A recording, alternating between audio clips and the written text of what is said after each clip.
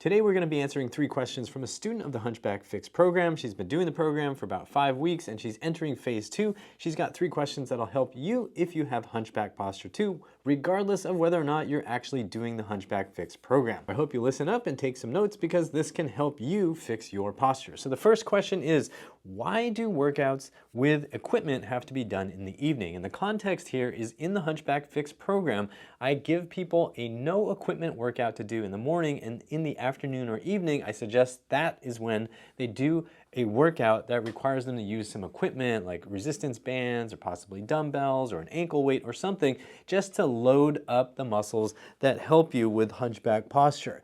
If you don't wake up these muscles, you just get stuck in this position all day. So by doing a quick 5 to 10 minute no equipment workout in the morning, I think it's very practical for pretty much everybody to just wake up, do this no equipment workout, and then after the workday is over, they come home, then they can do something that requires a little more equipment and maybe a little bit more setup. It's a little more involved, but you're not rushed to try to get to work, have breakfast, all the stuff, right? All the commuting and everything. So you have this nice cycle where your body is getting stronger every single day and learning how to hold your posture a lot better.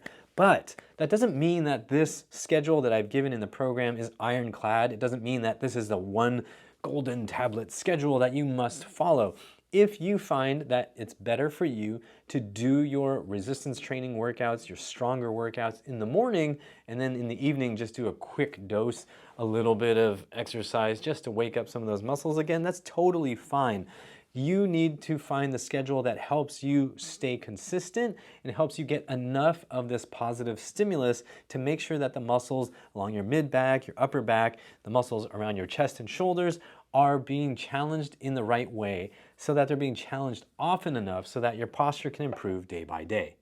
And Judy's next question is about having to get down to the ground, because in phase 2 of the program, I have some exercises that do require you to get down to the floor, and that can be a challenge. So Judy said she really struggles to get down to the floor and back up again. Does she have to do these exercises on the floor?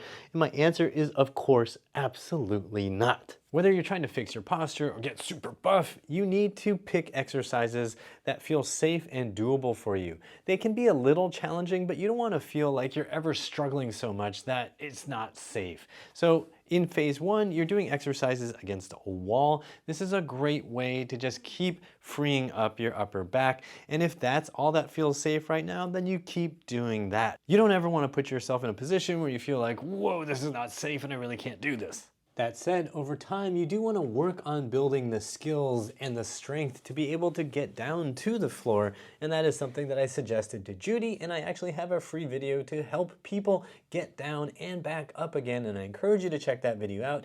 I'll link it there and also in the description box down below.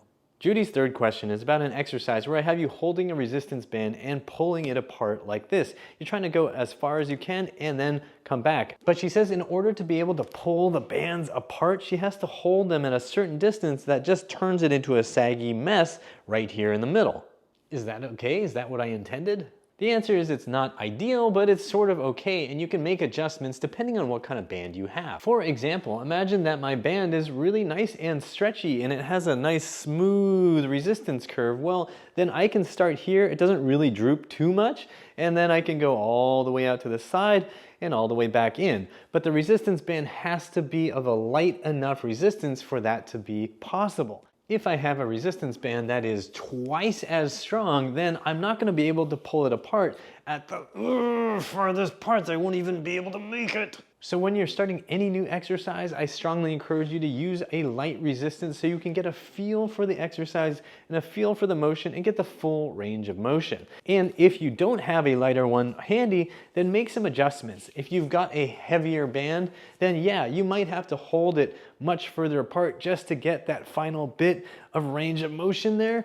But you don't want to rob yourself of all of this motion, so what you can do is change your grip a little bit. So maybe you're just doing a little narrow grip here and you're just moving just a little bit, just a little bit. And then once you're done there, you're gonna widen your grip a little bit more, and make sure you're strengthening your posterior shoulder muscles throughout that whole range of motion so that you're not robbing yourself of any of this arc. You want to get strong through the full arc here. And in case you're wondering, this exercise strengthens the muscles of the posterior shoulder and between the shoulder blades a little bit so that you can actually pull your shoulders back and keep them back rather than doing this, which you naturally do all day because you're staring at screens. I hope you found this helpful for your hunchback posture. If you'd like to try the Hunchback Fix program that Judy is doing, go to uprighthealth.com/hunchback. And if you just want a free preview of that program, go to uprighthealth.com/BRB and get the free Body Rebuilding Basics. It's got free follow along workouts that I've taken from my premium paid programs, including a workout that I've taken from the Hunchback Fix. So it can actually help you for free with your hunchback. Go to uprighthealth.com/BRB. And if you want to learn how to sleep properly with hunchback posture, check this video out here. YouTube also thinks you'll like this video. If you made it this far, make sure you click the like button, subscribe, and as always, I hope you remember that pain sucks, life shouldn't.